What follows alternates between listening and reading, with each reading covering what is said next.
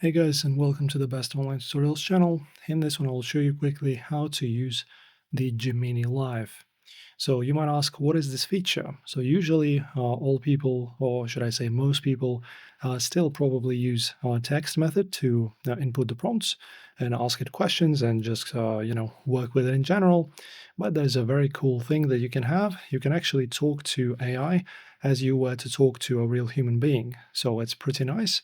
And also, you don't have to spend too much time on typing. You can just talk like you would to, a real human, and yeah, save yourself some time and just make it more interactive. So how do we do this? So as you can see, right next to the microphone button, we have this little kind of like a magic button. So this is actually the one that activates it. So if you want to get into the live mode, just press on it. There you go. So as you Great, can let's get see, going. so Here's one of the voices I have, but there's more to choose from. Swipe to give him a listen, or just tap Start to get chatting. okay, so you've heard the guy. Sorry guys if it was too loud, but yeah, you just choose which voice you want. You can just scroll. Here's another voice I can use. Or maybe you'd like to listen to a voice like this.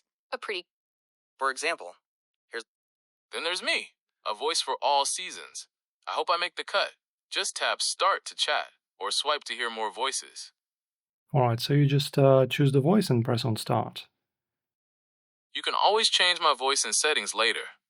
Okay, I'm here whenever you're ready.